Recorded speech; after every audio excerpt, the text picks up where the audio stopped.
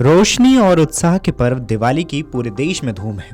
परिवार और दोस्तों के साथ मिलकर जश्न मनाने वाले इस त्योहार का सभी लोग पूरे साल इंतजार करते हैं।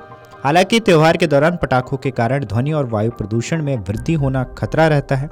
वायु गुणवत्ता में गड़बड़ी के कारण कई प्रकार की स्वास्थ्य समस्याएं बढ़ सकती हैं। इसका सबसे ज्यादा असर अस्थमा और सांस के मरीजों में देखने को मिलता है। स्वास्थ्य विशेषज्ञ कहते हैं कि दिल्ली एनसीआर सहित कई अन्य पड़ोसी राज्यों में इन दिनों प्रदूषण का स्तर पहले से काफी बढ़ा हुआ है। ऐसे में पटाखों के कारण पिछले कुछ वर्षों की तरह फिर से वायु प्रदूषण बढ़ने का खतरा हो सकता है।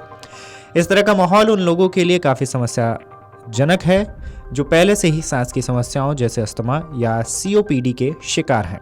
ऐसे लोगों को विशेष रूप से सावधानी बरतते रहना जरूरी है। आपकी जरा सी भी लापरवाही इन समस्याओं को ट्रिगर कर सकती है। अमर उजाला से बातचीत में श्वसन रोग विशेषज्ञ डॉक्टर अभिजात सहाय कहते हैं कि वायु प्रदूषण के स्तर में वृद्धि अस्थमा के रोगियों की स्थिति को और खराब कर सकती है। यही कारण है कि दिवाली के दौरान सांस के रोगियों को विशेष रूप से सावधानी बरतना जरूरी है। पटाखों से सल्फर डाइऑक्साइड, नाइट्रोजन डाइऑक्साइड और छोटे कण सहित कई हानिकारक वायु प्रदूषण उत्सर्जित होते हैं। ये सभी श्वसन प्रणाली के माध्यम से शरीर में पहुंचकर सांस लेने में कठिनाई और अस्थमा के दौरे का कारण बनते हैं। पटाखों के धुएं में हानिकारक कण और रसायन होते हैं जो अस्थमा अटैक का कारण बन सकते हैं। धुएं से बचने के लिए शाम को खिड़कियां और दरवाजे बंद रखें ताकि बाहर का धुआं अंदर ना आ सके। इसके अलावा अस्थमा या सांस के रोगियों को पटाखे के पास जाने या उन्हें जलाने से बचना चाहिए। इससे आपकी समस्या ट्रिगर हो सकती है। घर में एयर प्यूरिफायर का इस्तेमाल करें, इससे घर की हवा शुद्ध और सुरक्षित बनी रहेगी। पटाखों के धुआं से अस्थमा और श्वसन समस्याएं बढ़ सकती है। इसके लिए आपको हमेशा अपने पास इनहेलर रखना चाहिए। अगर आपको पहले से ही सांस की समस्या है, डॉक्टर द्वारा बताए गए इनहेलर्स का उपयोग करना महत्वपूर्ण है।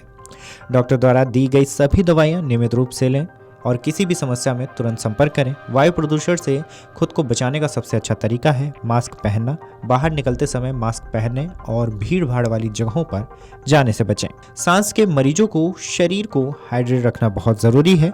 दिवाली के दौरान पानी की कमी से सांस लेने में भी दिक्कत हो सकती है। दिन भर में कम से कम 8 से 10 लीटर पानी पिएं ताकि शरीर से टॉक्सिन्स निकलते रहें और सांस की समस्या कम हो। पानी की कमी के कारण श्वसन मार्ग में सुस्ती आ सकती है, जिसके कारण सांस लेने की दिक्कत बढ़ने का भी खतरा रहता है।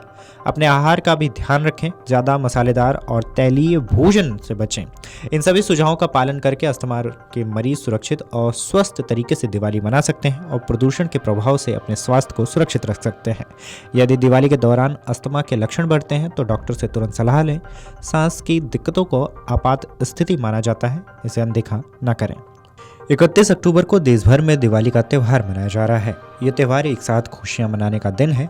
इस दिन लोग अपने घरों में माँ लक्ष्मी की पूजा करते हैं और उनका स्वागत करते हैं।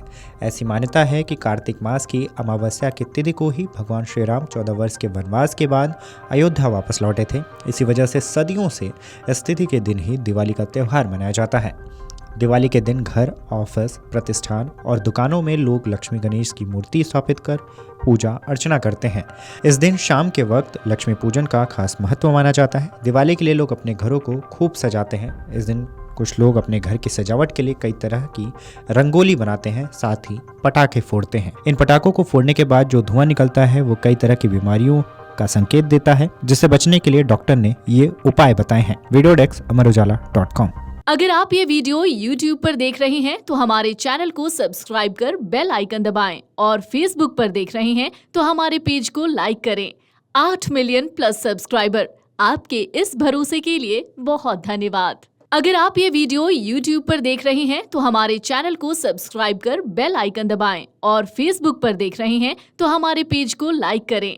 8 मिलियन प्लस सब्सक्राइबर, आपके इस भरोसे के लिए बहुत धन्यवाद।